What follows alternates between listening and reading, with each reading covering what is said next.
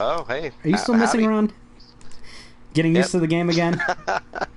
All right, this is the 3G podcast episode number 8. Hear that? We're almost up to 2 digits. And by that time, we might have that many viewers, too. Yay! And we beat Borderlands, the pre-sequel, so we needed to find something else to do, and due to financial limitations, we've all settled on Diablo 3. Settled. Yeah. Well, it was legitimately voted for, so we came to the decision democratically. So we hope to get onto Dying Light, which isn't a new game either, but, you know, whatever. Alright, so let's get on to this. I've been literally, well, not literally, figuratively bursting at the seams to talk about Polygon's Doom gameplay. We're all giggling at it, and we haven't even started yet. If we don't talk about it soon, Nathan is going to explode. I'm going to die. And I'm a big fat guy, and we've all seen what happens to big fat things when they die in video games. It will not be pretty.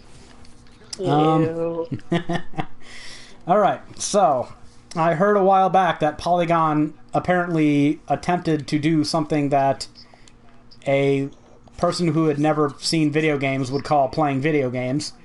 And I kind of disregarded it at first because video games, there's a lot of shitlordery that goes on with video games. So I was kind of just like, yeah, okay, people are assholes. Whatever. Guy didn't play Doom to their standards. Big deal. But then Jared actually showed me the...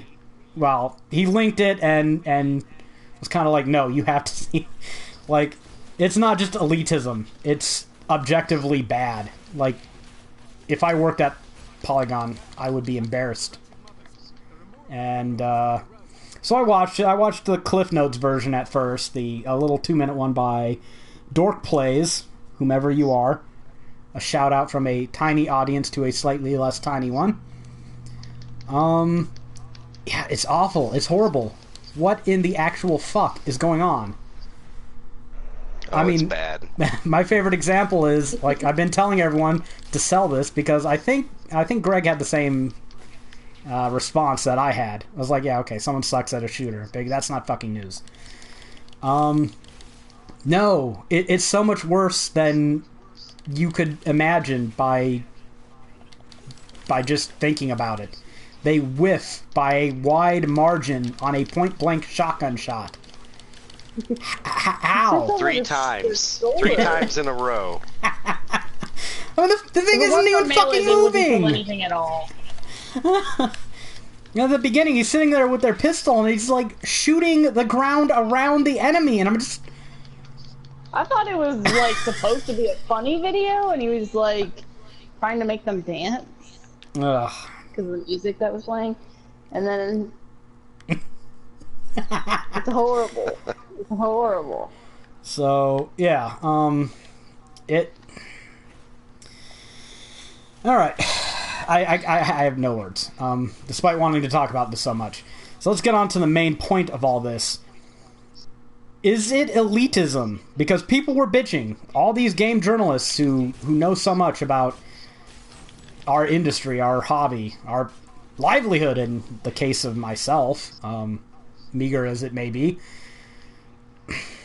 Should you be good at video games if you're going to talk about them, if you're going to be a quote-unquote gaming journalist? Because after watching that, I have to doubt that they're a gamer, and from experience, they're not much journalists over there at Polygon, so... Should you have a basic competence at video games to talk about them? Open question. Well, if I was, like, the video editor over there, I would be pulling the guy aside saying, what are you doing, man? we can't have you playing video games anymore, obviously. It was that bad. It was that bad. That's not... you guys know me. I could care less about all this Gamergate stuff that the site apparently rants about. this guy's just a really bad illustrator of his medium. Yes, Greg is our moderate, and whenever he states an opinion, I am inclined to say that is the most forgiving, most objective, most honest position any of us are likely going to take. And I'm also likely to say that Nocturnia is probably the most radical. What the fuck? Fuck you, he did it. Right under that, right underneath that bus. But I mean, oh, hey, I have stuff in my inventory. What do you know? Yeah, I'm going to say, yeah, you should know what the hell you're doing if you want to, you know, be a video game journalist. I'm not saying you have to be good. I'm not great at video games. But no, I consider myself very mediocre. You at least know how to aim on a fucking first-person shooter. I mean, yeah, whoever did that video will have a hard time convincing me that they've played a first-person shooter before. At all, ever. It's like watching somebody. Yeah, or games at all. Good point. These are basic movement skills that this person is struggling with. All right, well, let's unveil our mystery man here, because we apparently know who this was. If the random sources I go to on the interwebs are accurate, which they're probably not, but we'll still throw someone under a bus anyways. According to his own Twitter, he admitted to being this fucking retarded. According to his own Twitter, so throw him under the bus. It's fine. The player of this Doom, if you can call it playing, was Arthur Guise? I don't know how to pronounce his name. But, yeah, he is the guy who wrote the Bayonetta 2 review that gained so much notoriety a while back. And this is going to come to a little bit of a larger point. So I'm just going to let him talk about Bayonetta 2. I saved this line so I wouldn't have to go clicking around for it. This is a line from his Bayonetta 2 review. It's sexist, gross, pandering, and it's totally unnecessary. Thank you. We hear you, Mr. Social Justice Warrior. From the tallest cliffs, you shout out your virtues. We've heard you. You have signaled. So this guy plays Doom for all the world to see, and clearly doesn't know what the fuck he's doing. And then he's writing a review years earlier about Bayonetta 2, and he's surprisingly not focused on the slightest about the game. It's, this character's pixels offend me. So, well, clearly he can't do gameplay discussions because he can't play games. Maybe he has to play to his strengths, right? Maybe it's, I can't play the game, so I'm going to complain about things that I think I know about, which are how pixels are gross and sexist and pandering. So, I mean, I don't want to be too much of a conspiracy theorist, but it does at times seem like a lot of these journalists, if you, again, can call them that, which I don't, because I think ethics and objectivity are parts of journalism, ideally. So for the same reason I don't think CNN are journalists, I don't think that Kotaku and Polgyon are journalists. But you have to have some sort of journalistic integrity, and if you're going to talk about video games, you probably should be a gamer. Is that unreasonable? I don't think that's unreasonable. I don't think that's unfair. I could be wrong, though. There's 4 people here, so we will get all the opinions. How are you going to review a game, which largely you review gameplay, if you don't know how to play a game? Your credibility is shattered. You don't know what's good and what's bad if you don't know what you're doing. Yeah, how do you even compare the two things? See, I write about video games for a living, too, so I'm going to kind of try and parlay this bullshit I do for a living into saying that I can talk about it. When I throw a hissy fit because I suck at Overwatch and I don't like the game, that's one thing. But if my bosses told me to write a guide or a review for it, I'd have to say no. It's not my game, and I'm not going to be able to give it the credit it deserves. And they're smart enough to realize that. So why isn't Polgyon?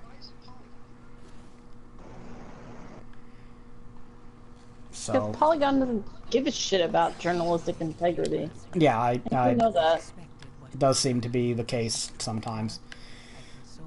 But Yeah, they should be embarrassed as Yeah. a are they? Shoot, I don't even listen to them, so I have no idea. They're primarily focused on video game coverage. yeah, yeah. I mean, their name's Polygon. I you know? guess. I guess. I mean, these are the same people, if I'm correct. Are they not the ones who also had that article complaining about Shadows of Mordor? You use the kiss button to, or the assassinate button to kiss your wife at the beginning, and you know it apparently encodes nasty things into our psyche about. I don't know. We might get confused. We might go, "Oh, I'm gonna go and kiss my wife. Oh, I pressed square and murdered her instead." I don't know what the fuck point they're trying to come up with that. Does Sony need to make a button in case you have a tender moment in a video game? You can't conflate that button press with another action later on in the game. There has to be a love button that you use. I don't know. Okay, that's dumb. Yeah, I'm not even making up the stupidity. I'm pretty sure I've talked about this before.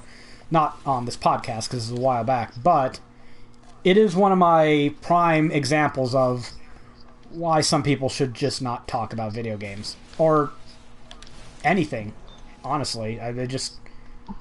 Your opinion on everything is Yeah, invalid. I mean, if you say something so vacuous and stupid, maybe you shouldn't be allowed to talk.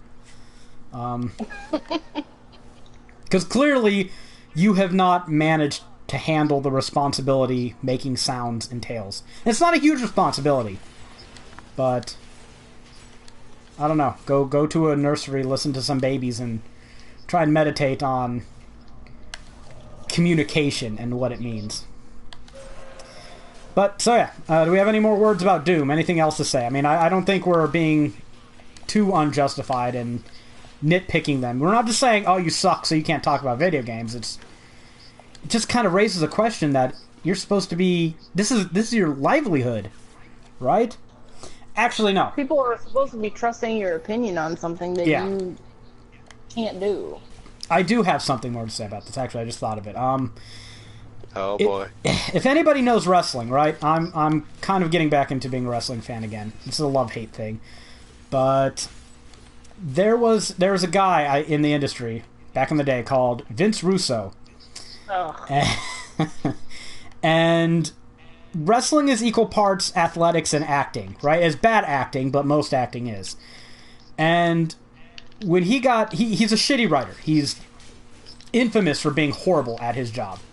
Kind of like these Polygon people. And one of the things... Yeah, no, it's going to connect. One of the things he said was, instead of getting wrestlers and teaching them how to act, we should get actors and teach them how to wrestle.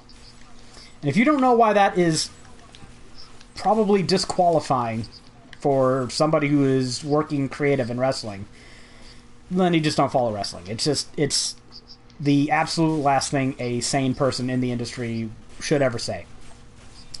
So on that note, Polygon is kind of... It makes me wonder whether they got journalists and tried to make them be gamers instead of getting gamers and make journalists out of them. Because if you don't have a passion for the product, for the industry, for the hobby, if it's not your hobby, if you don't like it, why the fuck should anybody listen to your opinion on anything having to do with it? Exactly. I mean, I'm not trying to make like a little exclusive club here. And they said that too. Oh, gamers about an exclusive club. Yeah, an exclusive club of what? A majority of the population? It's an immature hobby where the average age is like... Yeah, well, I mean, I'm saying it's... They keep saying gamers need to grow up. The average age of a gamer is older than me. We're not a minority. There's not a few of us. It's not something you grow out of. So, I mean, if we're trying to keep this an exclusive club, I think we can say we failed. Yeah, anyways, I don't need to soapbox too much. I just wanted to pass on that little idea. Maybe some of the people working for these gaming journalism sites... Wait, I didn't say that way. Journalism. Did you hear the air quotes there? All right. Because it's supposed to be heard. Better. maybe they're not actually gamers. Maybe this isn't their hobby. Just saying. If you play a video game that bad, I don't know. You either have to convince me you were having an aneurysm, or that you were drunk off your balls at the time. One of those two things. Or I don't think you played video games before. Yeah, it's one of the reaction sites I read while looking for the video. Nonetheless, I hadn't even seen the video at this point. One of the reaction sites compared it to watching a basketball player not be able to dribble a basketball. You're not going to convince me. You're not going to convince me that you play basketball. You know? Yeah. That's not going to happen. That's how bad this guy was, people. It was really, really bad. Yeah, you should look up Polygon Doom on YouTube and just watch this. We're not selling it out of context. Like I said, I ignored it at first because I thought people were just being assholes, but no, that's not the case. Saw it, and I thought it was supposed to be just horrible. It was funny. Yeah. Yeah, but it wasn't intentionally funny. Yeah. Oh, fair enough. I want to now get...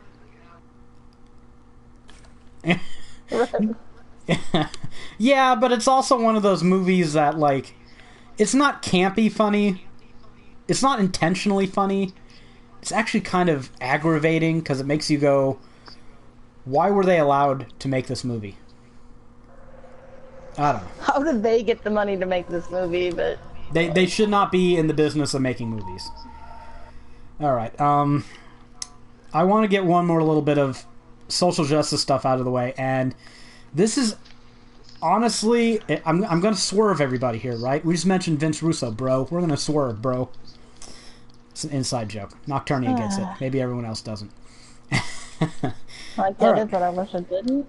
So, there's a game called Stellaris, made by Paradox. Yay! Any fans of 4X, grand strategy, real-time games out there? Anyone who plays those things?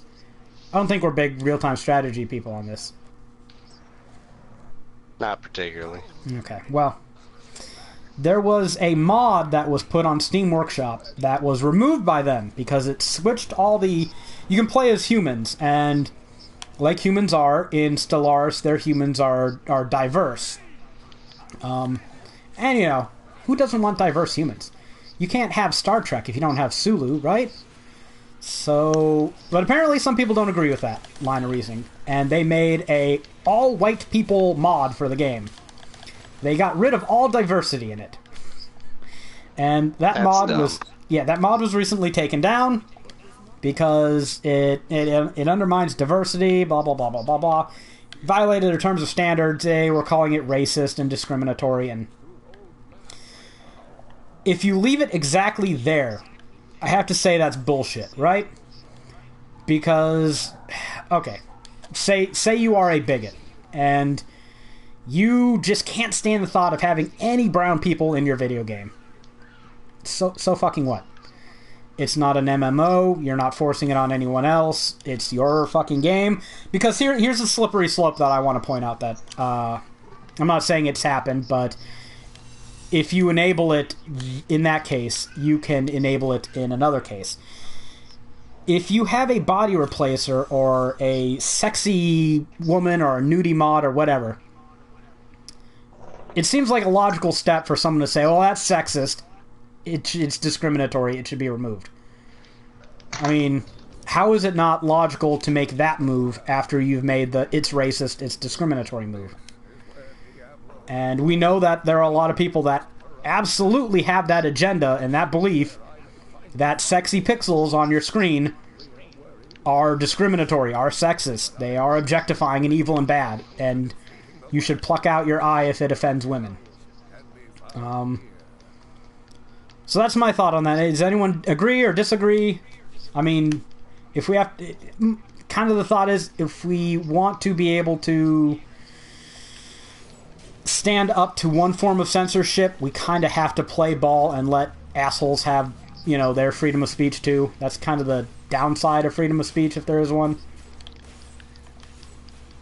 Yeah, that's kind of the point of freedom of speech. That mod is really dumb, but I don't know. It's not like it's not like the mod scene is exactly subject to your standard freedom of speech. Yeah, but constitutional rights. Freedom of speech doesn't mean you get to say whatever you want wherever you want. True, you can't yell out fire in a movie theater, right? So there are limits. Yeah, that and the whoever this developer is and their platform for delivering mods is totally able to curate what people put up for choices of mod content. If they want to say, hey, you can't be a racist bigot here, they should be allowed to say that. Yeah, but can you also see how they can also make the move to say the same thing about sexism or any other kind of ism, if you allow them that? Yeah, they could do the exact opposite. Okay. If it's left there, I don't really like it, because like I said, it opens the door for a bunch of stuff that I don't like, and I can see people taking advantage of. I mean, come on, remember Tracer's butt? That was just so offensive and horrible just a little while ago. Please, everybody, we cannot forget about Cardboard Boxgate. Thank you, Nocturnia, for that, by the way. We've all been saved. Yes, we've all been saved. She covered the offending buttocks with boxes. Yes, she is our savior. But I hate wallers. They're so annoying. But anyways, we're not leaving it there. We've got a little bit of more development on that. So, there was a statement released by, what was her name? Susanna Meza-Graham, who is COO of Paradox Interactive. And she left this on TwitLonger. We have a few rules of conduct that have been in effect for the better part of a decade, where racial slurs, among other things, are not allowed. We interpreted this particular mod as breaking those rules of conduct. However, it would appear that the comments surrounding the mod, rather than the mod itself, were the biggest problem. So, from what I gathered from this is there were actual racist comments and pictures and shit posted in, I guess, the mod's description. One of the things that was posted was a Trump hat that said "Make Stellar or Make Space Great Again." Wow. So this is not quite a clear and cut case or a slippery slope. All things considered, I kind of agree with Stellaris. These people were probably being assholes. They were probably trolling. It's hard for me to view too many people as like legitimate white supremacists. I mean, especially if they're making mods on the internet to replace white people in a video game. That just... everything that is assy online, I immediately think it's trolling. But that might just be because I internet too much, so... So that's the full story, and given that context, I agree with Stellaris. I mean, if you're doing it just to be an inflammatory dickhead, and that's the goal, right? And right. You're writing racial slurs and other kinds of bullshit in your mod, yeah, get that shit out of there. And the mod is still available on third-party sites, so it's not like you can't get it. If you really can't stand the thought of having non-white people in your space conquest sim. So, any thoughts, concerns on that, or are we going to move on? That's dumb. It's all dumb. People are so dumb. I know. The whole argument on every side is just kind of getting puerile now. And we all knew it would. That's why the smarter among us didn't even want to have the argument in the first place, because we knew it was stupid. So, I mean, it's just... I just really wish the gaming industry had been confident and mature enough to go, no, fuck you, we're going to make what content we want, and if people don't buy it, then we'll stop making it, and if people buy it, we'll keep making it, and if you don't like it, don't fucking buy it. And if that had been the attitude of developers from the get-go, we wouldn't have had to deal with any of this nonsense. Yeah, for sure. So, Alright, so let's just leave it there. Next thing I want to move on to. Total War Warhammer. I think came out... It looks good. Oh, yeah, it came out at midnight, and... I watched some reviews. I shouldn't have. It looks awesome, and I think my laptop can actually play it. Barely. But I know Total War games are pretty demanding, so I'm kind of... We need to get this PC built, Greg. We need to get it done. Hey guys, you need to come to where Greg and I are because we just killed a treasure golem. Oh. Yeah, those things are nice. Yes. So, if I can borrow a Trumpism, we need to make PC gaming great again, Greg. Oh, that's pretty good. Oh, man. But, yeah, it looks fantastic. I've been saying... You know what I regret? What do you Speaking regret? of Total War, they had a Warhammer MMO that Mythic made years ago that was very, very fun. And the developers rushed it. They were going to make a like a home base for each faction. They had 6 factions. They only made a home base for the humans and the dark elves, I want to say. And that game just didn't get its full time in the sun, I guess. Well, because it was rushed. I had a great time playing it. Was it one of those games that was kind of shitty when it came out, but then they finished it, they patched it, they made it really good, but once the initial damage is done, it's over? They never got around to making it real good. It was decent when it came out. It wasn't spectacular, it wasn't a WoW killer, but it was decent. They had PvP lakes. They went that design route with it, where, you know, areas, you could enter certain areas of a zone, and you were immediately in PvP. That sounds... What? Doesn't the... can't talk. Doesn't the Division do something like that? I believe so, like with the Dark Zone. Yeah, that's what I thought. Yeah. It's similar to that. See, now GameSpot was... In their review, they said it's the best Total War has ever been. And that makes me skeptical, because I'm a huge fan of the older Total Wars, like Rome and Medieval 2. I personally think Medieval 2 is the best. Now, I haven't played Shogun 2, so that might be coloring things. And well, that doesn't mean that it can't be better than those. No, it doesn't, but I'm skeptical, because I've played Empire, and Empire wasn't really any good. I played Rome 2, and Rome 2's kind of balls, so... You know, I think the favorite one I've played is Medieval 2, and it was more arcadey, and this one isn't that style, but apparently this one has a lot more depth, and I've been saying for years, and Nocturnia can vouch for this, unless she wants to be a liar. I've been saying that they fuck! I might as well say nothing at all. I know, how's that? That's like the best poisoning of the well ever. But... well, I've been wanting them to make a Total War game, but in a fantasy setting. Not necessarily Warhammer, because I'm not a huge Warhammer fan, but, you know, a Total War game with elves and orcs and dwarves, and, you know, I always thought that would be cool as hell. I like their historical stuff, too, but I just thought it would be fun. And they make this, and it's looking like, the one I wanted them to make. But... That you're not supporting. I'm held back by my loathing of digital games, of Steam in general.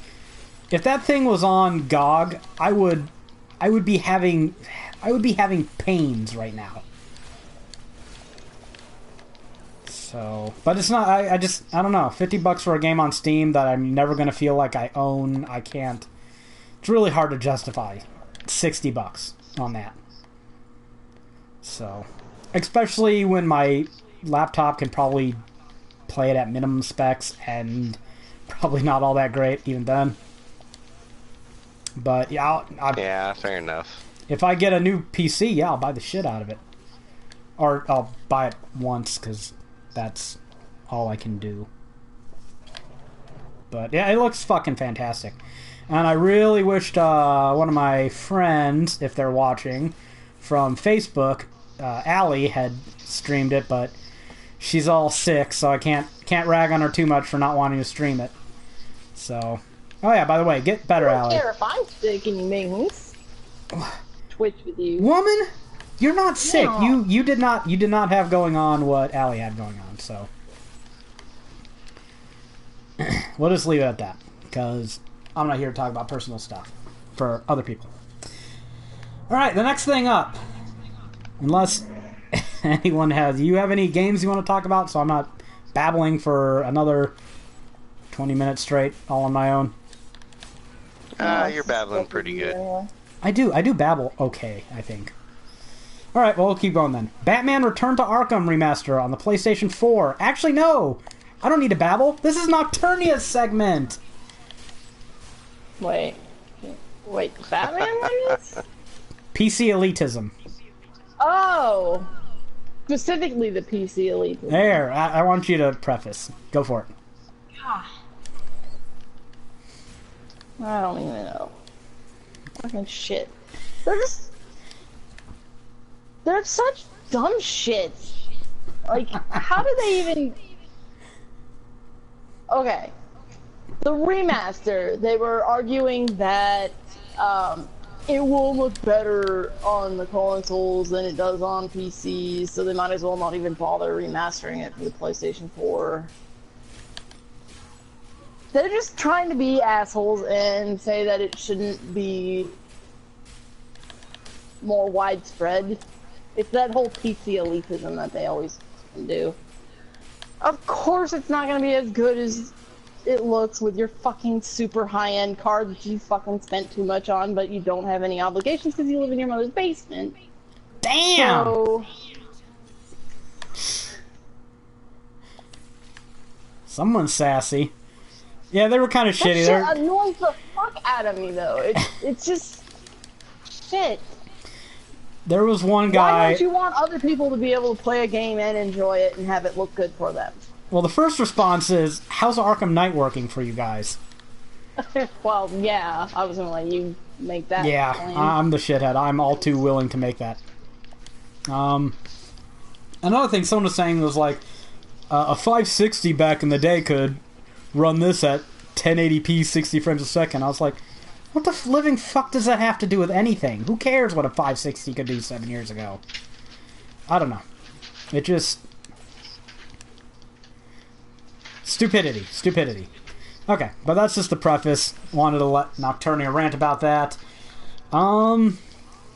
There is a bit of a social justice outcry with this one, too. But not a legitimate one. This is people bitching about, in my mind, phony SJW shit. They were saying that they made the boobs of characters in the remaster smaller. In this case, Catwoman and Poison Ivy, and someone was showcasing them on Imgur.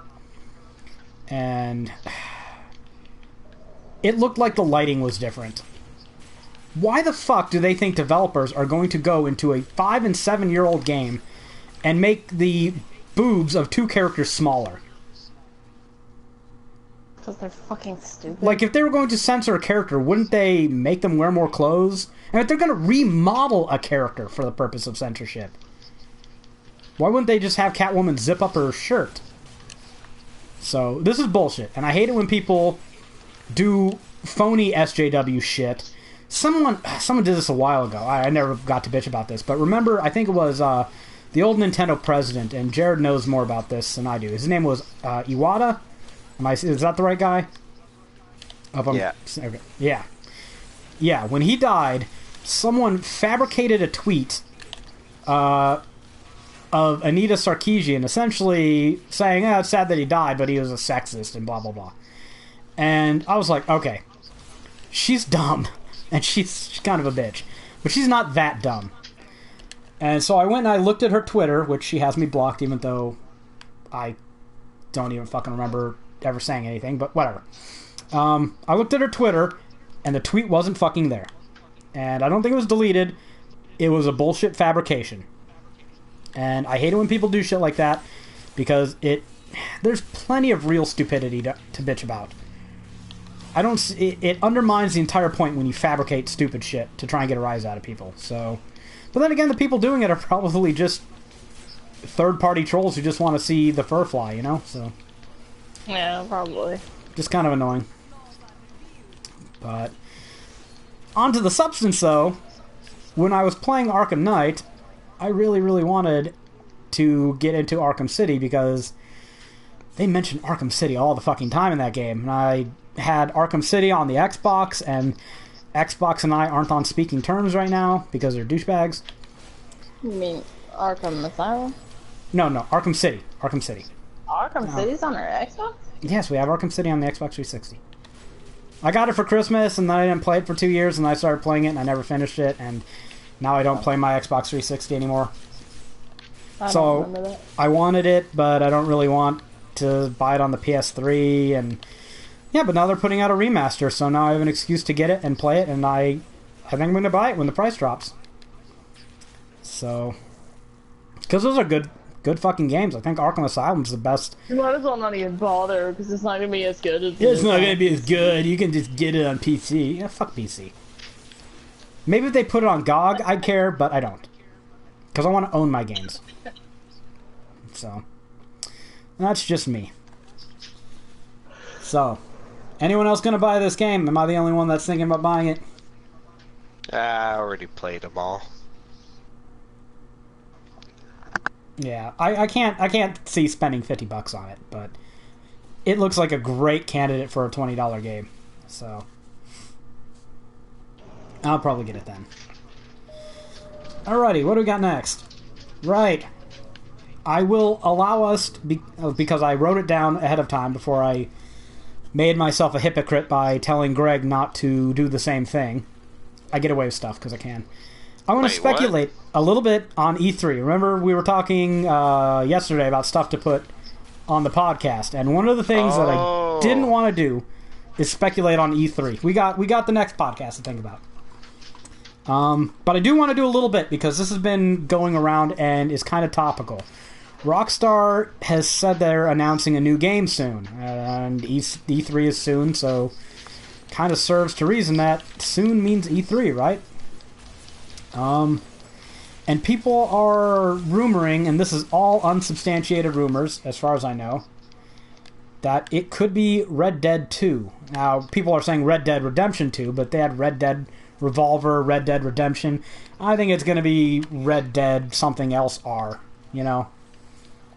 But that's not the point. Another Red Dead. Do we want to engage with that rumor? I think it makes sense. Even just to say... That's what I expect. Are we all looking forward to Red Dead 2? I mean, who would buy that day one? I don't know. No one in their right mind, I don't think. Because... You didn't play Red Dead? Oh, it's a really good game. It's fantastic. I couldn't. That just means that he has Red Dead to look forward to at some point in his life still. Yeah, he gets to go through all that. So, almost kind of envious. I was unable to get good at it. You weren't able to get good. I kind of, yeah. See, I was okay at it. I even did that optional challenge where I got, I accidentally clicked through that, and I don't remember how to do a sound portal. Hit the right directional button. Yeah, you gotta hold down the D-pad right. Okay, thanks. Yeah, it's been a while since we played this. Yeah, So, I'm kind of pushing you guys through it a little bit fast. No, that's fine. Because otherwise I'd just sit around and I wouldn't do anything. And besides, Nocturnia hates this because I rushed through this game too, because as far as I'm concerned, the game doesn't start until you're level 70. But, so yeah. Hopefully... I have like a whole bunch of legendaries because my friends keep... motorcycles. Yeah, heard that. Oh, lovely. Our fifth guest. Oh, My they ruined the friend stream! Start over! Yeah, we live right next to a highway, guys, so I apologize if you're offended by internal combustion engines. But that's life. And it's hot as balls here, and the highway is most of the time quieter than the AC units we'd have to use, so... We love you all who are watching, and there's about 5 or 6 of them, believe it or not. But we're not sweating our balls off for you. Yeah? Alright. So, Red Dead Redemption 2. It goes on to our dream list for E3. So, yeah. Yeah, for sure. For sure. Maybe it'll be easier to play. I hope not. Sorry. The, too. The first one wasn't really hard. Just like slightly. Like I had trouble with the controls. But I'm not terribly good at Grand Theft Auto. I just run over hookers and rob them. That is people at that is Grand Theft Auto. ATMs and stuff too. What in the world are you talking about? That's pretty much how I play that. I said, what in the world are you talking about? That is Grand Theft Auto. That's how I play it. Other people like do the story and stuff. I don't. No. I make you do that. No, I don't believe that for a second.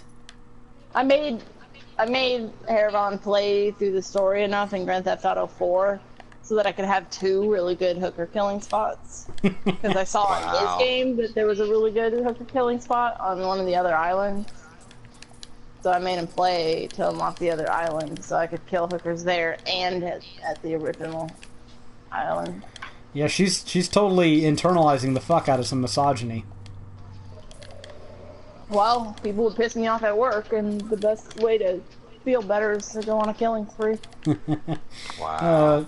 Grand Theft Auto is a very fine way to relieve stress. I prefer Saints Row myself. But I want to keep my Infernal Helm on because of the experience bonus. Leave the Infernal Helm on. You know it's better. But it's so cute. It's a little wizard hat. Well, no one can see it anyways because they're all watching my stream. Well, I'm on your screen sometimes. Sometimes. All right, let's move on to the next one. This is the fun one. This will get Greg talking. Fallout 4 Far Harbor. Yay! Yeah. Well, I should probably. Yeah. I didn't get to it yet. We both should be. How far are you in that? Are you at the point where I can start following you and recording? Yeah, for a day at least, I guess. Okay. Because I've pretty much figured out all I care to figure out about legendary weapon drops. There is a prefix rotation, so that is confirmed. I don't know of anyone else who has come up with that, who has said that online. Everyone. There's a prefix rotation? Yeah, I think everyone is assuming that it's just kind of like it zones in with you, like it locks them in when you zone in, or it's level based. It is not. I can, with as much certainty as I can get without looking in the game files, the way it's acting is definitely a prefix rotation. To the point where armor prefixes will get you down to like 2 prefixes before they reset. So, and the only way you'd really notice this is if you sat there and grinded for different prefixes and saw that you're only getting the same 2 or 3 at a time. So. Huh. I also discovered that having companions with you lowers the rate of legendary drops. Although I'm pretty sure that was already known. Maybe that was just random. I don't know, but I don't know if anyone. I didn't look it up. So, did anyone else? I don't know. I've had Nick with me the whole time, and I get 1 to 2 legendary enemies like per big encounter, it seems. Yeah, but during a legendary run, like specifically looking for legendaries. I've never done that, to be fair. It might have been incredibly bad range. So, RNGesus might not have been your friend in that occasion. It was 1 out of every 3 for like 20 attempts before I got rid of it. It did seem pretty. That is pretty a little compelling. bit. Yeah. And then I get rid of them, and it's every other. Sometimes 2 in a row. That, to me, says, yeah, your companions lower the rate. And someone also found out that they're so privileged that they didn't even need to Oh my grind for an God. explosive combat shotgun. Some skank had it in her inventory the whole damn time and didn't even realize she had the God-slaying gun. Did somebody die? Not that I know. Oh. The Slayer was here, so I ran away from it. Oh! Yeah, it must have come after Jared. Right, I didn't even notice that.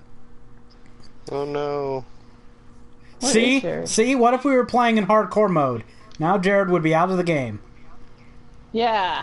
CBK. That's exactly why we don't do that. That's why we pussed I out. abandoned him to the Slayer. I didn't realize he was that close. And yeah, and she totally just let him die. That's because I was dying. I was dying. I'm not about to die too. Oh, Nocturnia, you're such a shitlord. I didn't want to die too. Yeah. I can't fight the Slayer. Like, Well, presumably it scales down to the level, so... I don't even know. It had fucking arcane things around it, and my health was just disappearing. So Alright. Let's I ran the fuck away. get Greg talking about Far Harbor. He's the one who's played the most of it. So, take it I away, haven't even Gregorini. gotten to it. I don't I even definitely have the ability feel. I definitely feel like I should have gotten more than I did, but oh well. So it's overall more of the same, which isn't a bad thing at all. If you wanted more Fallout 4, this is it. Lots of different quests. The island is huge. It's pretty. They got the best thing about it, like graphic wise, is the swamps by far. They're, you know, dark, muggy, oppressive. Yeah, I was gonna say It's oppressive. fantastic. It is fairly oppressive. Someone... Right, which is exactly what you want, right? Yeah, I mean, yeah. Could you make that any better? No, I did not go into this expansion thinking of or hoping for the Shivering Isles. So... Right. It's kind of what I wanted to see. What I wanted to see more of, though, were new enemies. And I haven't seen too many of those yet. I'm underwhelmed. I'm underwhelmed by the enemy selection. Yeah. I mean, because I immediately streamed it for Gamer Guides for about an hour and a half when it came out. And I spent most of the time killing trappers, which are just raiders with different armor, and super mutants. Pretty much all I killed. Yeah, it was a little disappointing. The anglerfish are cool. Trappers are just another human reskinned enemy race. Yeah, more or less. I mean, for the purposes of gameplay. I like the anglers, but I was going through the expansion, killing things, and all the new Far Harbor enemies were like level 40. And I have an explosive... I think I was using an explosive assault rifle and explosive combat shotgun. And so every time I saw something glowing in the swamp, I just shoot all over the place. And something would hit them. So... Something would hit them. Well, they have the new... cooking items, which look exactly like the angler's light on the top of its head. Yeah, I saw those. They also have so new... it's kind of a way to try to confuse you, but it doesn't work particularly well. Yeah, well, I mean, because I'm going to shoot at them anyways. You know? Right. It's not like shotgun shells are hard to find. Not like I don't even know why I bother, because they're not really dangerous. Oh, well, they are for you. Yes, but you're not horribly overleveled like Greg, and I'm horribly overleveled by his standards, so... Yeah, you're way overleveled compared to me. Well, you know, I'm only like 75. That's what happens when you build a bunch of settlements and you grind for different things. I wanted to grind enough levels to test out builds so I could write the character creation section, because you kind of need to have a surplus of perks you can spend and see how it works. Because you can't just go, okay, now I'm going to see how this perk works. You kind of have to see how perks work together. So you definitely need a stockpile of leveling up. So that's what of skill points for sure. That's what ended up happening. So, someone on my Facebook page asked me about the puzzles in Far Harbor, what I thought about them. He said one of them was hard as shit. And I had to tell him that you were the expert on that. I hadn't messed with that yet. So, take it away. So the puzzles. At one point in the main story, you come across you get thrown into a computer program, more or less. And part of that is figuring out these puzzles that they've made in order to progress further. And it's like settlement building in a way. You have like code blocks. You have to get these little bugs from point A to point B.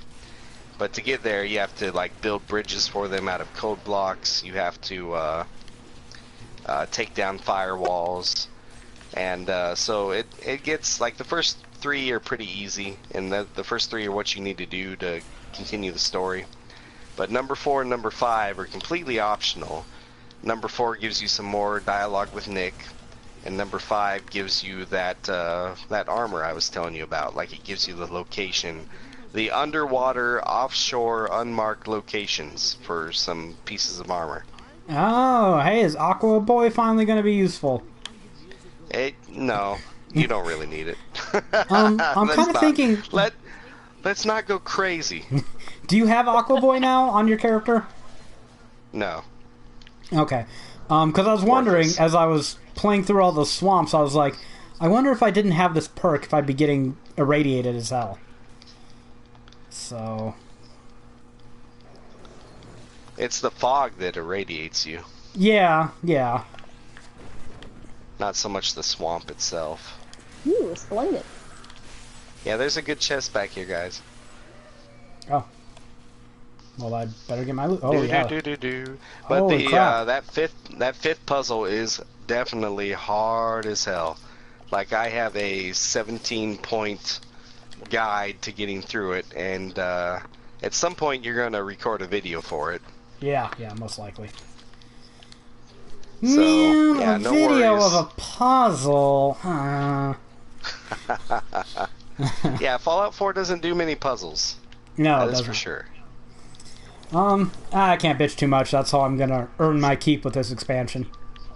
So it's kind of a nice change of pace, to be quite honest. It's a nice change of pace. Yeah, if you say so. I still like shooting things in the face.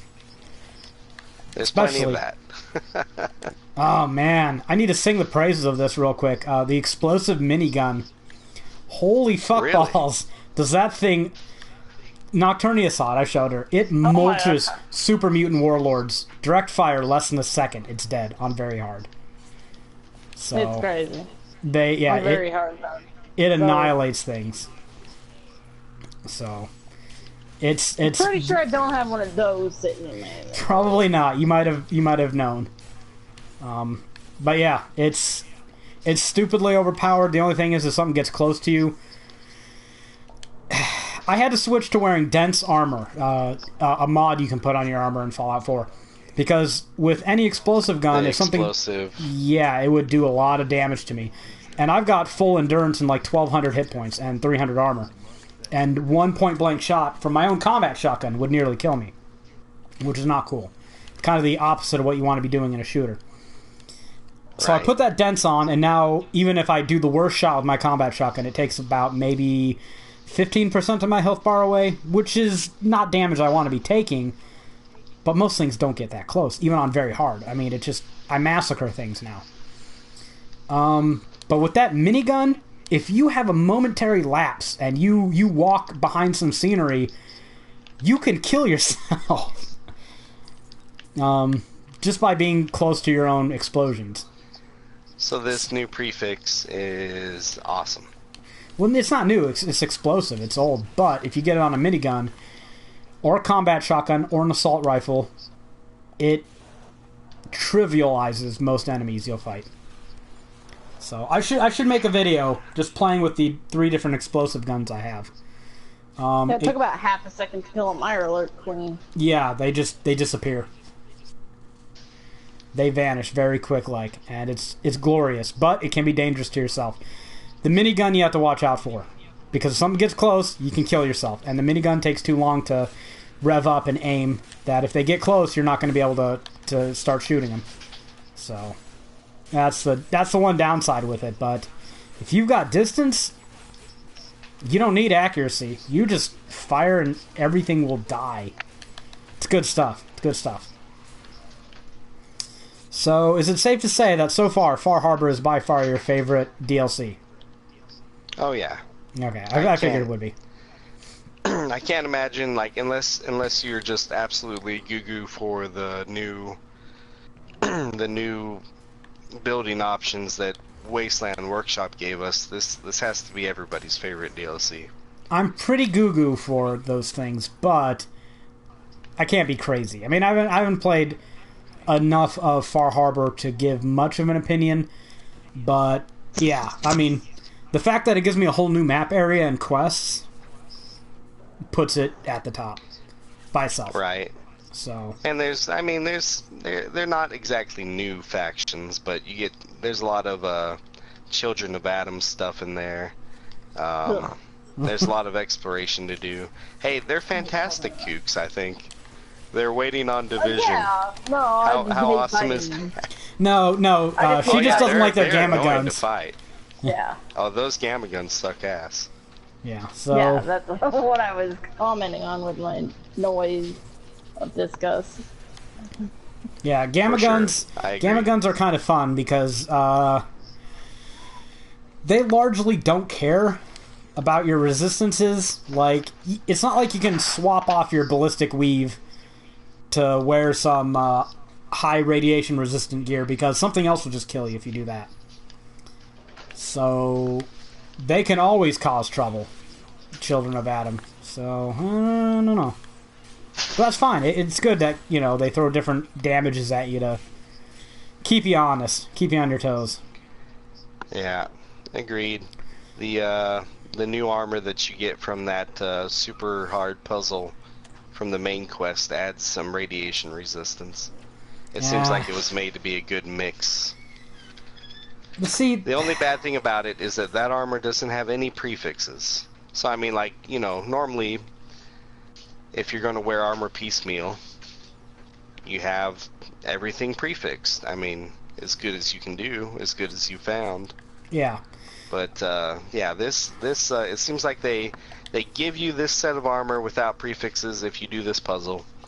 But you can also buy the same set of armor piecemeal from vendors around the map for like 10,000-12,000 caps a piece. I mean, it's spendy. Not for you, you maniac, because you're leveled up. But for the rest of us plebes, it's spendy as hell. And, you know, like the Children of Adam vendor have one piece. Far Harbor vendor has one piece. You know, you need to really... You're not going to buy them all at once. You know, you need to explore, find the places that have them, and then buy them. And that's how you get the prefixed recon armor. Well, do you remember what prefixes it has on it? Off the top of your head? Not off the top of my head. Okay. Because... They may not even be that good. I just finished, today, getting my full suit of heavy leather armor with the powered and VATS enhanced prefixes. I have 3 pieces of powered and 2 pieces of VATS enhanced. And I do like the VATS enhanced prefix. It is good. I don't know. I don't really use VATS too terribly much. There are still instances where it comes in handy, but I kind of just shoot everything in the face and it dies in 3 or 4 shots. And explosive kind of makes accuracy and it makes aiming kind of optional. So, I don't know how much. Really make a item grinding video. Yeah, for people. Yeah, I should. I will for the guide. Put that in the guide. I kind of did it on Twitch already, where I showed people how to do it, but I might do it again and then kind of end it with me playing with my explosive guns. So, might do that, because that does sound like a fun stream. But, yeah, so Far Harbor. Cool stuff. I wish their recon armor would start dropping with legendary prefixes. Like, after you found it or completed a quest, it would go into the normal armor rotation. But I guess it doesn't do that, because I've seen Far Harbor weapons drop in the Capital Wasteland. Oh, really? Yeah, they start dropping as legendaries. Like, I already have a 2-shot harpoon gun and a explosive radium rifle and shit like that. They're added to the rotation, but armor is not. So I guess I don't get any legendary new armor or anything. So what do you think? What do you think about the weapons, the new weapons? I think they all kind of suck. I think everybody likes the harpoon gun. The harpoon gun is high damage, low fire rate. It can't be used to snipe, but it might just have enough raw damage to be okay with like the 2-shot prefix. But all the other guns, like I got all kinds of mods on the radium rifle because I thought it could be good. Because I was sitting there, it adds 50 rad damage to every shot, and I was like, well, if you mix this with explosive or 2-shot or some other cool mods like that, this might actually be pretty damn strong. But it's never really, I don't know, it's just not fast enough to stack the damage quickly, in my opinion. So I don't mess with melee weapons, so I don't really have a comment on them. I haven't played enough. Well, I got some of the melee weapons. They got the meat hook, which isn't going to do anything better than what you can get from the vanilla game. Yeah. And they have a fish hook, which I've been using on and off. It's your standard 1-prong fish hook. If you have blacksmith level 2, you can make it a 4-prong fish hook. It looks evil. Evil as hell. I mean, it's beautiful. I love it. I love the look of it, but it's not out damaging anything you can get in vanilla. I would only be interested in it if there was like a special animation you would do when you killed someone, like you would fish hook their neck or something, and something really gruesome like that. I see what you mean. Yeah, they're not treating us that well. Yeah, apparently. Hey, I got a legendary 2-handed sword. Let's see how this goes. I got a legendary dagger. Oh, do you? Faithful I have a shit member. ton of legendaries because, like I said, my friends that were playing have been giving me gifts. Oh no, this is way more powerful. First legendary, and it's kind of awesome. But the first legendary to drop for me was the dagger. Oh, that sounds like something BK should be using. Poor guy. I think I'm doing okay. You better not be using cheaty stuff, you cheater. No. I'm just that good. Cronan the Barbarian. Yeah. We'll have to chastise you severely if you're being a big cheater. I don't think you are. You're taking more than one hit to kill things, so. Alrighty. Right, wow. Babbled on that one for a long time. So let's go on to 2 short little topics. Recently, Grand Theft Auto 5 passed the 65 million copies mark. Holy fuck balls. That's a little bit of money there. It's impressive. Yeah. I did calculations at about $40 a sell. Obviously, they don't earn profit from all of that, but at $40 a sell, that's well over $2 billion. So I dropped a Crusader shield for Jared. What a nice girl. So that's good. It's a good game. I don't know about 65 million copies, but this is onto the whole. If people want to buy it, it's their money. Who am I to say Rockstar shouldn't be making billions of dollars? So let the free market decide how much something's worth. And Uncharted 4. They really did a good job with that GTA Online, getting that out, getting people into it. Like there's no way this would be, because you can't buy GTA 5 for a decent price on PS4. No. Can't do it. I was expensive as hell still. Yeah, I'm so annoyed by that. It's really annoying. Yeah, I'm in the same camp. Because I want it on the PS4, annoying. but I don't want to.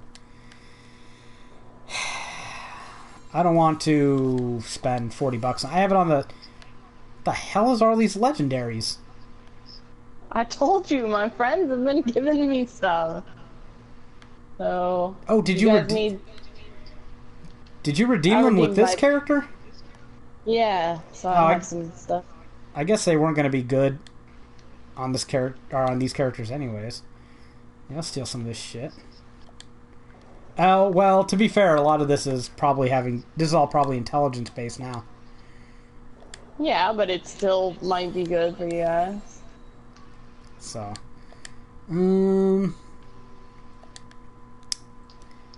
yeah, right. And Uncharted 4 sold 2.7 million in its first week. We've had a lot of flops when it comes to exclusive games. I don't think there's besides Bloodborne, what's been the best exclusive to come out on either console this generation? Because I think Bloodborne was the only really good one that I could think of off the top of my head. I could be wrong, but it looks like Uncharted 4 is up there on that list now. Yeah, I would say so. So, kudos to Naughty Dog, right? And Jared is writing the guide for that for Gamer Guides. So he is the one who would know how that game is. I haven't played it yet, but give us a preview. What's your thoughts on it so far? Yeah. Yeah.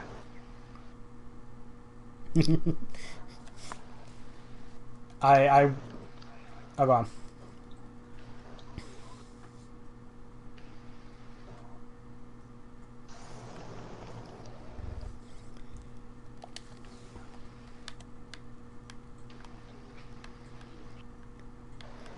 Yeah, but we expected that with Uncharted. We didn't think it would be, like the next Gears of War. And yes, I do think Gears of War was a fantastic TPS when it came out. So.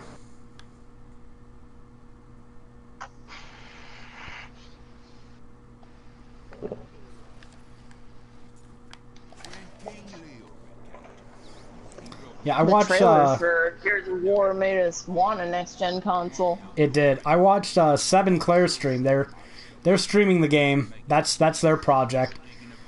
All the full-time staff on Gamer Guides is pretty much on Twitch doing something, and they're doing Uncharted 4. And I just watched that game and I'm like, this is fucking gorgeous. So I am very impressed with the prettiness of that game. I can't even. I suck at that kind of game, but I really wish I didn't. It's not that hard. I don't know. The climbing might bug you. A lot of those kinds of things have climbing, which I get vertigo. There are climbing, and they're like climbing puzzles, and the sometimes game. They have quick time events, and I fucking absolutely hate quick time events because I don't pay attention that much to what's going on. Do these games have quick time events, Jared? Is Uncharted 4 well, yeah. Because I thought Tomb Raider was on the verge of being too much. I mean, well, their final boss battle in Tomb Raider was a quick time event. So. Oh. Am I the only one here who's beaten that game? Tomb Raider? No, I've beaten it. Okay, I was gonna say. Okay, I was gonna say. Oh, you all seemed surprised when I said the final battle was a quick time event. I wasn't surprised given how it was earlier. But maybe they were just disappointed. That's what I was hearing. The worst case of that was Shadow of Mordor. Yeah, that was just a pathetic quick time event too. It's like you couldn't even fail. And the sad part about it is the other big bosses you killed, they had fights. They weren't great fights, but they had fights. And considering the Nemesis system was so well done, I don't know. Yeah, it did suck. So I won't even defend Shadow of Mordor there. And I do like Shadow of Mordor, so. Oh yeah, the game itself is fantastic. That boss battle sucked ass. That boss battle. You know it's bad if Beaks. When he says that sucked ass, you can take that to the bank. Oh, I found the den. It's right on me, just by the way. I'll get over there when I'm done Get playing in on. my inventory. I'm killing a yellow monster.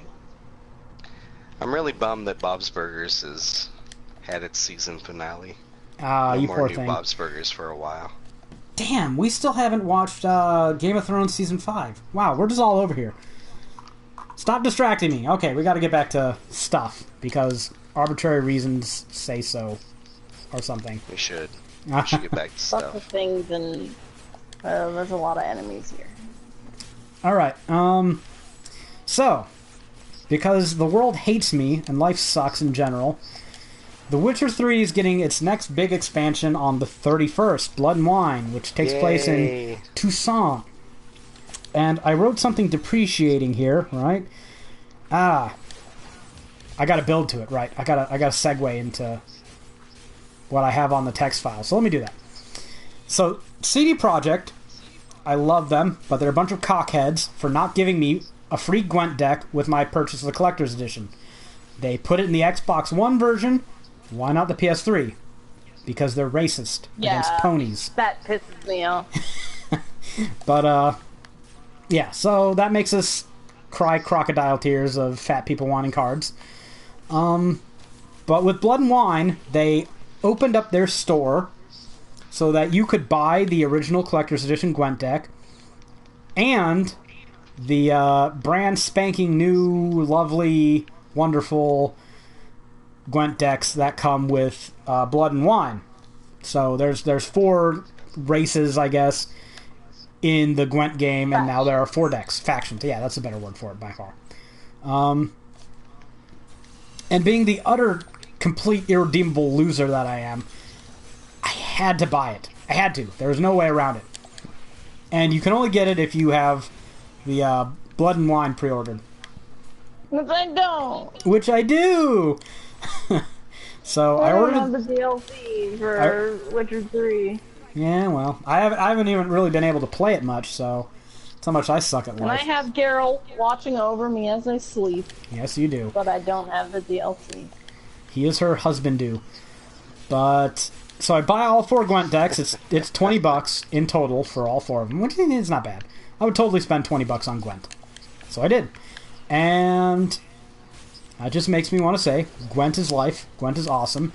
It is the best minigame in the history of minigames. Okay, maybe not the best. I'd say Blitzball is the best. But it's better than Triple Triad. And it's a great game. It's super fun. And yeah, only losers don't play Gwent. So, Greg, have you played Gwent? Yes. All right. Lies! Filthy lies! In reality here, Nice. Greg recently took the No, plunge. need to get to it. He bought Bloodborne. He loves it, but I'll let him tell you that later. But we're talking about The Witcher 3, which for shame somebody has not yet purchased. It's And- after Bloodborne. It's after Bloodborne. At It should some have been point. before Bloodborne. I bought a Bloodborne is PlayStation awesome. 4 because of The Witcher 3. Yeah, given how much Greg loves Bloodborne, I don't think we can convince him he made the wrong choice there. But we can't tell Jared he shouldn't. he is not. We can't make Jared buy games, because somebody makes a lot more money than the rest of us, so money is a non-issue for him. So when he doesn't buy The Witcher 3, but he has Alienation, it raises some eyebrows. No. I don't know what you're talking about. So, okay. The whole topic that I have written down here. I'm waiting for The Witcher 3 to have its complete edition. Is that where you're waiting? Okay. Okay. Like, why at this point, would it make sense to buy vanilla Witcher 3? Because Witcher 3 is awesome, and we should shame you until you buy it. Or would it make more sense to, wait for that complete edition that should be coming anytime soon? Sense? Who's talking about sense? You waste money like it's going out of style. Oh, You I never do should have not. waited in the first place. You should have bought it day one. That's probably true. But, by guys we got. Objectively wrong. Okay, so let's just peer pressure, Greg. Peer pressure, peer pressure. Okay, he's been peer pressured. He will get The Witcher 3 at some point. One of us. One of us. Okay. And wow, we're actually on to our last topic, so if anyone's been sticking around this long, what the fuck is wrong with you? So, like I brought up, Greg got Bloodborne. Greg, you're a year late, but tell us about Bloodborne. I have not yet played Dark Souls. Have not played Dark Souls. I played Demon Souls when it first came out. I was on time for that. Didn't get Dark Souls. Didn't get Dark Souls 2. Didn't get Dark Souls 3 for that matter. Which is fair. I mean, it's fairly new still, right? Dark Souls 3? Bloodborne. Yeah. Oh my goodness! Like, if you're a Dark Souls fan, you gotta play Bloodborne, of course. But it is much more in the veins of that their old Eldritch horror. You know, as opposed to Bloodborne's more, or as opposed to Dark Souls' more fantasy setting, fantasy/demons/ you know, you have more of the Lovecraftian element with Bloodborne for sure. I love the setting in Bloodborne. I really did. I love the monster design, the outfits. I really liked at first, but after a while, you realize that they're all just kind of a different kind of shitty brown trench coat. That's not as much fun as Fashion Souls. And robes. Yeah. Various robes. But the main part about Bloodborne was the fucking gameplay. Damn, was that more fun than any Souls game. That's what I keep hearing from people. Like people that have played both. Yeah, that's my opinion. I like the faster Bloodborne, and I kind of played that religiously, and I beat it, and there were actually people that sucked at it worse than me because they bitched about bosses I didn't have trouble with, and I felt like I did okay at that game. But you want to force me to get a platinum on that thing. Oh, yeah. And I don't know, I'm telling you, I did okay at it. I beat it on my own. I never had to co-op. I didn't realize you didn't have a platinum on that. No, because it requires like multiple endings, and it's kind of cryptic with some of the things you have to do. Like I'm missing collectibles. You can cheese the endings a little bit. Yeah, but I wasn't smart enough to do that. I'm not about to go play through 3 times to get 3 endings when you can upload your save to Sony's cloud storage and just download it again. Yeah. Because it's not like one of those endings is very anticlimactic. I mean, it's perfect story-wise, but it's very anticlimactic. And the other 2 involve you fighting the same person twice, so it's not like you're really even cheesing it that much. Okay, well, I did get one. The ending I got did involve me fighting some guy, so I guess I didn't get the worst ending. However, I managed to get it. Yeah. Yeah, but you want to take me through, what is it? Not the Bloody Palace, that's Devil May Cry. They have the DLC and the challenge dungeons that we could totally do. Chalice dungeons, that's what you want to make. I don't know if I'm good enough for that. I've heard that there are some enemies where you actually have to get good on them. And yeah, I'm not sure. I'm not sure I can get good to a tolerance of not getting hit twice in a fight. So, I don't know. We'll have to see. Yeah, you get good. One of the hardest bosses by far in that game is that Father Gascione, the second boss you face. Yeah. Okay. So you want to talk about all the bosses? He gave me the most freaking trouble, and he's the second boss. Yeah, he killed me Cleric Beast was easy. He killed me 3 times because once he turns into a werewolf, you just gotta fucking figure it out. You gotta pull the victory out. I had to walk out of the room so that he could remain calm enough to do that one. Yeah, that was the only one that I kind of got. Oh, he's just beating the shit out of me. Well, he's at the beginning of the game. On the rooftop, you were getting pretty mad about. Were you rage gamer? Nah, I wasn't. Not too bad with Bloodborne. Because I walked out of the room when he was in the house. If I'm in the room, all bets are off. All bets are off. But if I don't have an audience, I'm fine. Yeah, I think the boss that killed me the most was the Blood-Starved Beast. Honestly, that thing killed me 5 times. Yeah, he was rough. Which one is the one that's on the roof? Are you thinking Dark Souls 2? Oh no, Martyr Logarius. No, Martyr Logarius. Yeah. He killed me like 3 times. He was rough. I had to learn him. Bloodstarved. Once you learn him, though, it wasn't so bad. Yeah, Bloodstarved Beast. It transforms towards the end there, and he can poison you, and he's got that grapple attack that pretty much one hit kills you. And he kept getting me with that a few times, and I guess the last time I just pulled off a victory, so I can't really say. I don't know. A lot of people had trouble with like Rom, the Vacuous Spider, and I don't know how.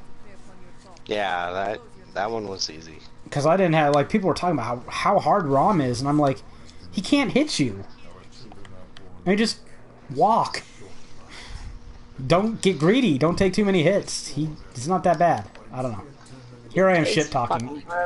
I'm not great at video games. I'll say that again, but like, this is a hard game, but if you once it clicks, like once you get a couple hours in and it clicks, and like most Souls games, it clicks for you at some point. You realize that you realize your limitations and what you can and can't get away with. Yeah. It turns into a fantastic experience. It's beautiful. Like, that game is fucking beautiful. So what weapon did you end up maining? The mace, the lightning mace. Okay, that was my secondary. I ended up sticking with that saw blade the whole game. And I really liked that thing. I went with the hammer/sword combo for most of the game. That lightning mace, yeah, was really good in certain circumstances, but I ultimately didn't give it my ultimate upgrade. Did I say ultimately twice? That sucks. Yeah, because you can only ultimately upgrade one. But I like that saw blade because you could have it collapsed and do a bunch of fast combos, or you could extend it to get a bit of range on them, and that added a good bit of tactics. It doesn't seem like it would, but some bosses, they will do a lot of really lunging ranged attacks and leave themselves open where you can dodge them pretty easily if you have that blade extended, score a few hits, and then be pretty safe. And then there are other bosses where they'll fuck up, right? You'll dodge them, or you'll hit them just right, and they're staggered for a while. You close that blade, you get up on their nuts, and you just start chopping. So I love that sword a lot. It had a lot of tactical versatility to it. So, and that's the lore in this game in particular is fantastic as well. See, no, I don't. As usual, I don't care. As usual, the game from Software has no good story at all, but they're showing you like the results of some stuff that's gone horribly wrong. So I like the lore quite a bit. Yeah, all I know is I'm a hunter and I kill things and everything's like transforming. So you didn't read any of that? I read some of it, but it's just not compelling. It doesn't matter. It's just there, you know? It's not like my knowledge of it is going to ever be tested. It's not like... This from the guy who reads the descriptions of everything on Baldur's Gate. Like, everything. Not everything. And see, Baldur's Gate... No. Fuck you, Greg. Baldur's Gate has a story separate from that, alright? Like, there's flavor, there's lore, yeah, and it's like... so you shouldn't have... No. Woman face. There's Forgotten Realms, right? There's Forgotten Realms lore. And then there is... there's the actual story. So there are two things. Like, you don't have to know the lore to also partake in the story. The Witcher 3 is like that, too. It's got a good story. Okay, The Witcher 3 isn't that fair, because a lot of the lore is world-building, and it does play into it. Whereas in Baldur's Gate, a lot of the lore is shit that you'll never really encounter yourself. So... But it's totally not the same thing. So, because Bloodborne only has the lore, and you knowing what's going on never really matters. It never comes up. There's very few story elements to any From Software games. Yeah. Like, all they have going for them is lore, and you either like it or you don't. Yeah, they but don't care. I'm a gameplay guy, so I'm okay. I'm okay with I'm okay with there not being too much story if the gameplay is really good. That's why Dragon's Dogma is one of my favorite games. We're about to go where the spiders are. I just want to leave. We'll be fine. We'll be fine. And I think we'll be coming to the. Well, actually, we're kind of at the end now. We've exhausted topics. We're nearing the end of Act 1. Now we've reached the end of my things to talk about this week. Unless anyone has something to bring up, and we can end it after we're done with the stupid Arane. Because I don't feel like ending right before a boss. I think we get through this. Yeah, we can get to the spider boss. And then... So maybe we'll get lucky and like go straight there instead of having to backtrack 8 million times. Well, I mean, okay. So what? Go ahead. Topics are exhausted, so I was just gonna say let's just open it up and shoot the shit. You know. Any games coming out anybody's looking forward to? There's not much this time of year. No Man's Sky comes out next month, and Nocturnia and I are both looking forward to that. So we need to start a pool. We need to get I need to customize my Twitch stream and get a PayPal button up there so we can get some money to buy Jared Dying Light. Because I was gonna tell him just kind of, hey, go man up and get it, because we got it for $15, I think it was. But then I looked at the price online because I didn't want to be a dick, and it's like up to $30. I'm like, I can't tell him to go get a $30 game because not for a fucking stream, you know, a bi-weekly podcast. So it's not that damn important, but we will at some point need to get Jared Dying Light. Dying Light will happen. Damn it. Oh, that's good. I want it to happen. I don't think there's going to be... What other 4-player co-op games are on this system that... I mean, Alien Nation, but that's not happening until it goes on sale. I can tell you that right now, Greg. Still cheaper than Dying Light. Yeah, what is it, $20? Yeah. Okay, because I'm not buying it for $20. Yeah, but that's everybody buying it except for yourself. Yeah, I mean... I would wait. I would wait until it gets cheaper. Yeah. So that's $60 total for that to be an option. Yeah, I'll get it. I'll get it for $5. Well, to be fair, we got Dying Light for 15 apiece. And did you go out and buy Dying Light this morning? No, I never did. Okay. I knew you were gonna. I knew you said you were going to, but I didn't know if you actually went through with it. Well, that was before Diablo. Before we sabotaged you democratically. Yeah. Exactly. That's a good way to say it. Because if we did that, you and I would have paid 15 apiece for it. Jared would have paid 30. Greg would have paid 30. It would have been a $90 game. So Dying Light isn't a cheaper option. We all had Diablo 3 though, so that worked out fine. And I'm glad I told you to buy Diablo 3 in hindsight. So. You know, I think I like Diablo 3 on PS4 better than I liked it on PC. It's way better. It's way better on PS4. I'm surprised by how well it controls, and yeah, we're shooting the shit. We can tell the story. The story of Diablo 3, right? Rebecca and I met not on Diablo 2, on Battle.net, but I was playing Diablo 2, and this was 2000. That's 2000 like StarCraft and Diablo 1. Yeah, interchangeably. So I played Diablo. That shit got me through high school. I mean, I love me some Diablo. It's one of my games. And then Blizzard stabbed me in the back with their horrible, wretched, nasty, vicious, brutal, mean, real money auction house or online only crap. I was a poor college student. I didn't have the internet. And several bad decisions were made.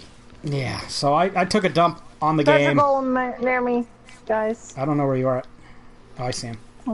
Oh, I got him. Okay. But, I can freeze him, so...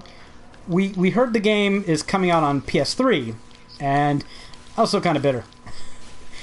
And I was like, fuck them. They're probably just going to fuck it up like they did with the PC version. And Thankfully, Rebecca didn't listen to my bullshit, and she couldn't help herself and went out and bought it on her own volition on her way home from work. Because I love me some Diablo. I bought a computer so I could play Diablo 2. Yeah, it's true. And we plopped the game into the PS3, and their old interface that what was it, the XMB or whatever it's called, the side-scrolling interface, I don't know what it's called, but we go to the game option there, and as soon as we hover over it, it plays that TRISTRAM strum, the little, it's not a guitar, but whatever, the stringed instrument for the TRISTRAM theme. Right, no, yeah, that's a pretty famous theme. Yeah, and Rebecca, she almost cries when she hears that. It's fucking fantastic. And I was like, oh my god, it's Diablo, I'm so sorry I doubted you. And then we started playing it together, co-op. Spider, here's the spider. Okay, we're going. Yeah. I'm there. I should teleport. And we get the game, and we play it, and we love the hell out of it, because it's offline, it's drop-in, the controls are really fucking nice. You know, the story sucks. The story's kind of like we wanna be Diablo 2 and stand on the shoulder of giants, but we don't really want to add much height to the giant. But, you know, it was Diablo. It was a fuck ton of fun to play. We didn't have to deal with online bullshit and DRM, the real money auction house. We just got to play the game. And it was fabulous the way it was. And, you know, the drop rates are good, so you always feel like you're making forward progress, even if you're grinding for, you know, weeks to get all the gear for your characters. You're making progress. Borderlands just doesn't have that progression feel to me. And so, yeah, we fell in love with Diablo 3 and Platinum it on the PlayStation 3 and 4. yeah, so I very nice. I have to give Blizzard credit. You guys totally screwed the pooch on the PC version, but for as much as you fucked up the PC version, you did good on the consoles. I think the console versions are fantastic. So, but yeah, that little story ranging from your one-sentence blurb. But that's what this podcast is about, us talking about whatever the fuck we want. Alright, and that spider's dead, and she gave me no legendaries. That hateful bitch. Yeah, she didn't give me any either. Yeah. Oh well. So, we'll get outside here, and then we can... I hate this bitch, because she just fucking takes forever to fucking walk. Yeah. Walk! Yeah, she does. She needs to waddle her chubby ass up those stairs. Get going! Slow ass. Alright, There's but... a sandwich at the end of it. But I think we're good. I don't think we need to make it to the end of Act 1 today, do we? I mean, I don't... It would be easy enough. It would be easy enough, but we've been streaming for no, this is a good stopping point. I think this is a good stopping point. Yeah, we will catch you all later. We will continue our Diablo 3 playthrough in 2 weeks. Next time, we are doing our hopes and dreams for E3, plus whatever news and drama occurs in the meanwhile. Hopefully there will not be any... There's a couple NIS NIS games coming out that hopefully I'll get some playtime in. Grand Kingdom, the Sherlock Holmes game. We'll see what they do, I guess. And we will also, hopefully we'll have more Far Harbor to talk about by then. Yeah, so it'll be a normal show, but expect one of the topics to be our hopes, dreams, wants, desires, and a bit of redundant mockery based on no good reasons for what we expect at E3. So, that'll do it. We will see you guys later. That aisle of disappointment, probably.